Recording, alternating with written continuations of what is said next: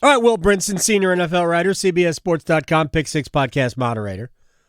At what point do you think, well, that's not the right way to start this question. Are the Panthers dead set on picking at 6, or will they use 6 to acquire something on day 2? I think that the Panthers in a perfect world would love to trade back. I have also gotten to the point where, and I apologize to anyone with the Panthers who I think at some point WFNZ played my rant from the podcast on where I said the stupid Panthers were going to pick stupid Kenny Pickett at stupid number 6 overall, right, and ended up with the stupid number 1 over. It was a unhinged, angry rant, and I apologize to the Panthers for it. Right, because now I think that they are no longer going to take a quarterback and are, if they cannot trade out, right, are going to take an offensive lineman at 6. And I do think there will be one there for them. Yes, I agree. Well, I'll tell you, let me put it this way. I think that the Panthers will be able to do one of two things that they want to do based on how. So I think we're going to see 3 edge rushers come off the board early. I agree. And maybe the first 3 picks. Yes. And then the Panthers will be able to either, 1, take Ike Ekwonu or Evan Neal at 6, or 2, trade out with someone who wants to come to 6 and leapfrog the Seahawks and the Falcons to get one of 2 players. And I think you can still bet on this at 50-1. Derek Stingley or Jamison Williams. Right. At 6th overall, I've seen it at sorry, I'm trying to find it, but I think you can bet 50-1. Yes, Jamison Williams and Derek Stingley both 50-1 to go 6th overall. I think the Seahawks might try to hop the Falcons, or the Giants to get to Jamison, to get to Williams, to get to Stingley, Stingley's hot right now. So Stingley looks completely healthy based on his pro day. Is he the better cornerback than Sauce Gardner?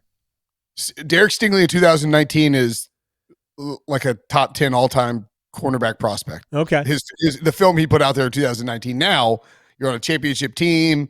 You have to explain the last 2 years. Right. Yeah. I mean, COVID was a thing, and sure, injuries happen, and teams saw the way he ran at his pro day. They think he's over this Liz Frank injury, and he is there's no chance he gets out of the top 10. Okay. All right. Well, that's very interesting. Derek Stingley or Jamison Williams, who's the wide receiver from Alabama who got hurt, right? He got hurt. He was in the championship game. So, and he's probably not ready to play until October or November? Maybe sooner? Are we going to have an Adrian Peterson situation? He's already running around. All right, that's good for good for him. I don't think he or Stingley get out of the top 10. I think those are the 2 names that are real hot in league circles right now. That's very interesting because, first of all, just to get back to what the Panthers may do, obviously the number 1 need for them is offensive line. I mean, I don't care what else. Yes, I know you can't win without a quarterback. There's no quarterback who's winning with their offensive line is better, but there's no quarterback who's winning with that offensive line that they have. And even if they had a decent offensive line, there's no quarterback in this draft that is going to come in and make them a winner. It would be a total crapshoot for that to pan out in year 1. Now, frankly, I don't believe there's a quarterback in this draft that's a future top half of the NFL quarterback, and I'm not even sure there's a future, top, 3/4 of the NFL quarterback in this draft. So build your offensive line. That's what I'd like to see them do. But if they are going to be David Teppered, and that there's a knife on the table and the sun hits it just right and it gets you in the eye, I'm like, all right, then at least trade back. And there are teams with either multiple first-round picks, and if you can't get both of those, you might be able to get a 1 and a 2, and now you at least have something on day 2. Get something, because you gave up a 2 for Sam Darnold, you gave up a 3 for C.J. Henderson. Right. It's not very good. I can't believe that. Did Scott Fitterer make both of those trades? He didn't do Darnold. So okay. No tiny baby blood hand. I should probably rephrase that. No tiny baby Sam Darnold blood on his hands is what I'm saying. Gosh. See, here's the thing. The Darnold thing, I didn't hate. I didn't hate it. And I still, look, I don't think Darnold is great because I don't think Darnold has the smarts to be a quarterback. I don't think Darnold gets the game as much as he has physical ability because he makes too many silly mistakes now that last year was year 4. Way too many silly mistakes. Although, I would also offer this in Darnold's defense. He's never had more than a second, right? He's never had any time to throw. No. So, I mean, and let's not forget, too, that the way that the Panthers have handled the quarterback position over the past few years has been to, I mean, it's sort of like it's like the way like Jerry Seinfeld dated women on the show. Like he was like, I don't know. She's got a raspy voice.